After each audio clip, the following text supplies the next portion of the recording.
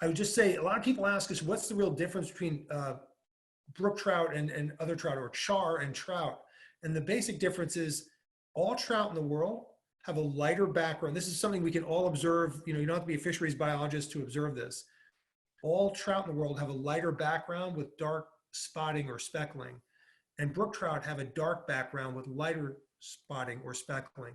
And they're also unique in that the patterns on the back, the dorsal side of the animal, the top by the dorsal fin, have these little worm-like markings. They're called vermiculations, and that means worm-like marking. They're very pretty, but it helps to camouflage the fish when seen from above with the swirling of water and light. So they're very well camouflaged in their habitat. The other fish, what typically happens with our native trout and salmon, as they spawn, well, I should say the trout in particular, they acquire vibrant colors, but the brook trout is probably the most flashy, or the most gaudy, not gaudy, that's not a good word. They're dignified fish. We don't want to call them gaudy, but the most eye-catching. It says, after 8 years of work, any ideas on how many brook trout population numbers have been established in the state? How many trout brook populations and numbers have been established in the state? Well, I'll answer that to the best of our ability. It's really challenging to look at sheer numbers. I can tell you roughly how many fish have been released in that time. We've probably released on the order of 500 trout in the Paquonic River over that time period. And that's actually a conservative number. It's probably a little higher than that. We do know that through fishing surveys that are carried on by the Connecticut Department of Energy and Environmental Protection, that these fish are not only returning, but they are spawning. So they are overwintering, they are surviving.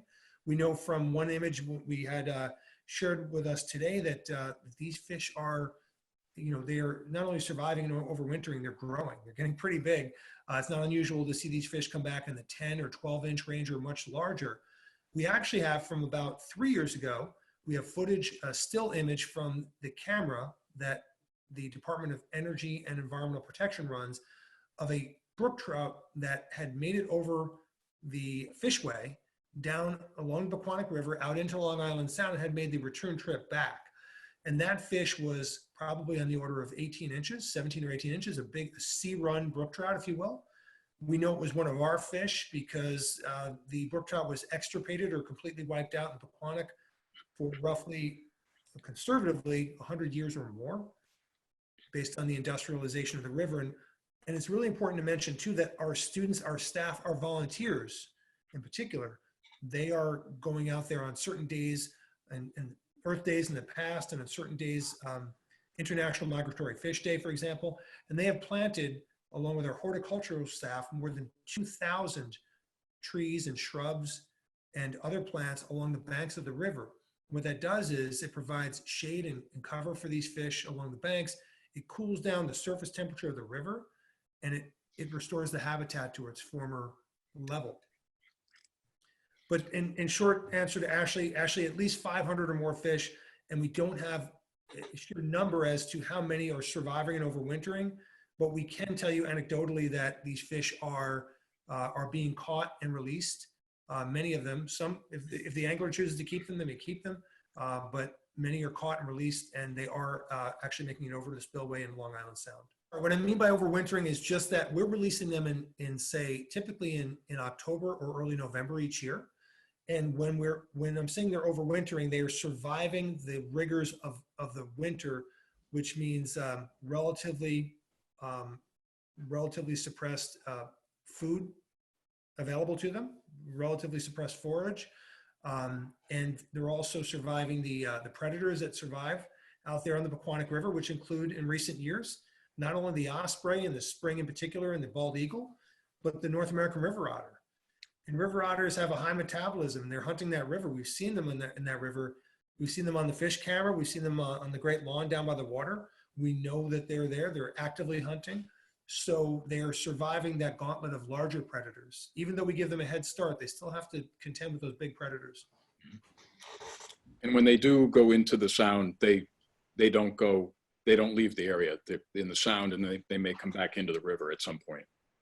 Typically what we find with brook trout, unlike say Atlantic salmon or steelhead, which is a sea-run version of the rainbow trout, brook trout will go out into estuary areas and areas like Long Island Sound, maybe the neighboring areas of the Atlantic Ocean, but near shore, in near shore waters, not far out to sea.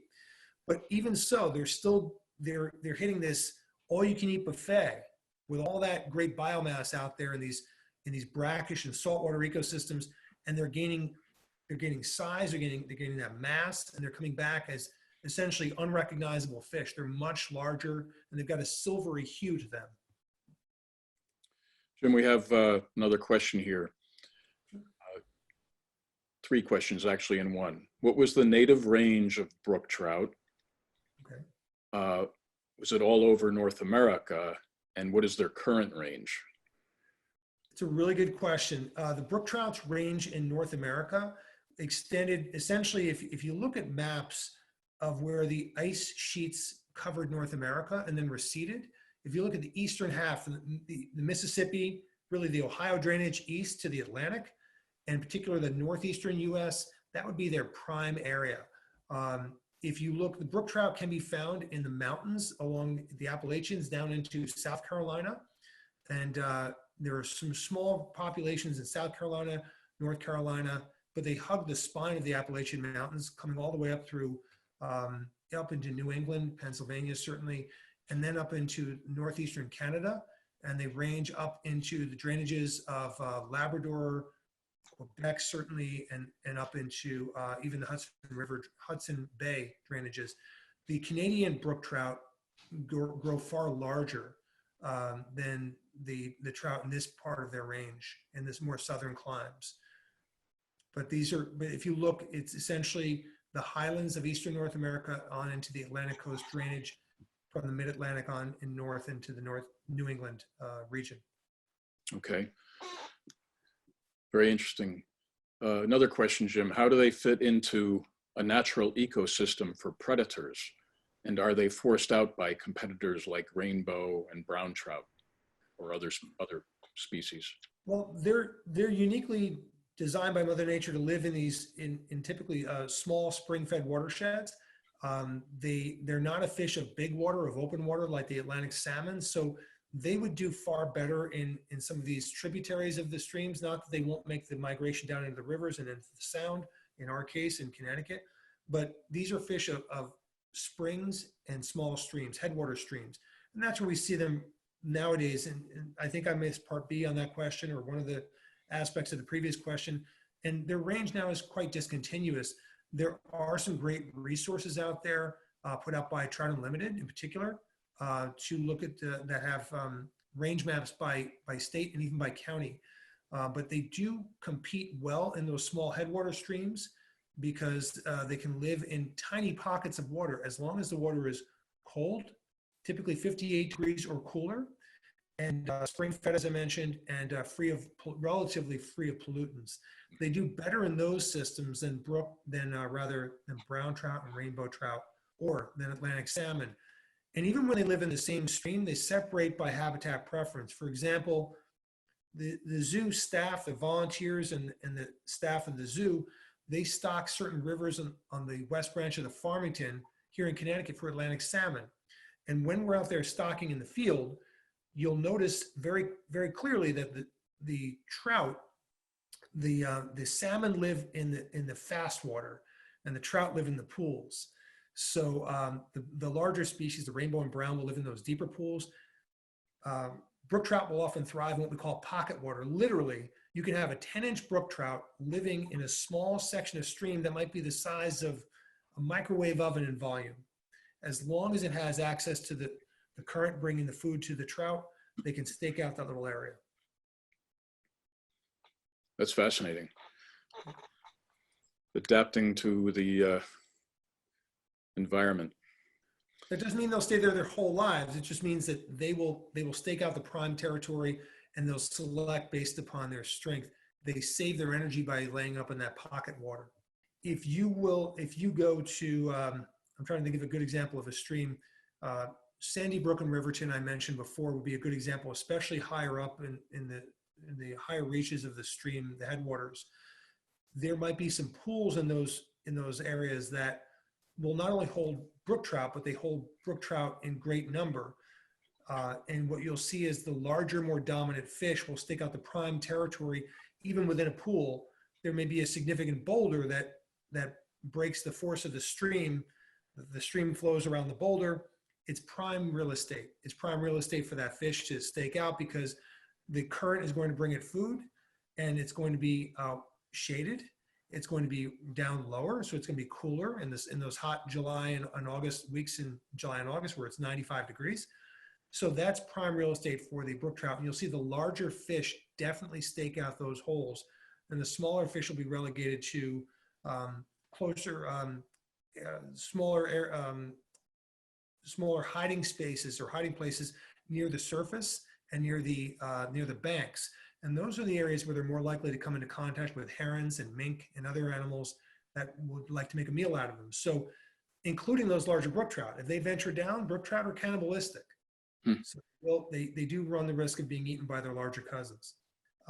We thank you once again for this opportunity because it's Earth Day, and Earth Day, everybody thinks about conservation, certainly, or we're reminded about conservation, which is a year-round pursuit. But on this day in particular, the one thing in this day and age that most people are experiencing is the backyard aspect of conservation. And that's so important to bear in mind at this time and at all times. People want to preserve animals. They want to help koalas in Australia, and they want to help animals in Africa and around the world, which is a wonderful thing. We don't want to diminish that. I would also add, though, that there are so many species that deserve our full attention and protection right here in New England and Connecticut.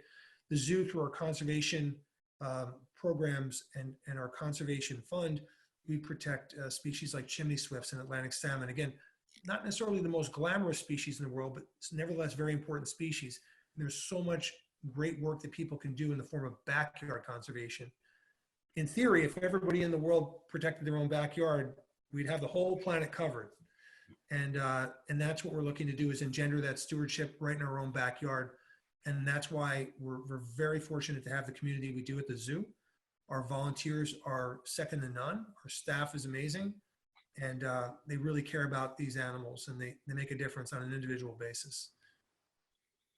Great, Jim. Well, thank you so much for your really interesting words tonight. It was really very, very enjoyable.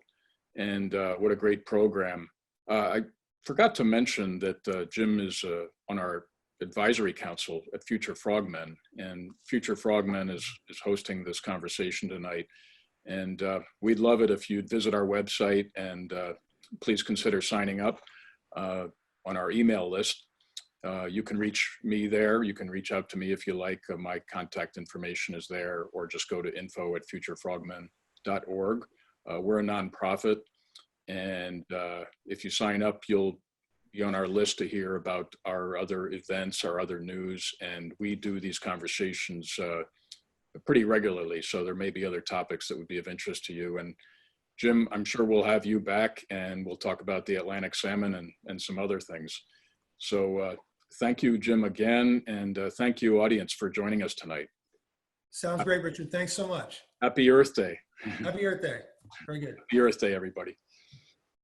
Thanks for watching. For more information, visit our website at www.futurefrogmen.org.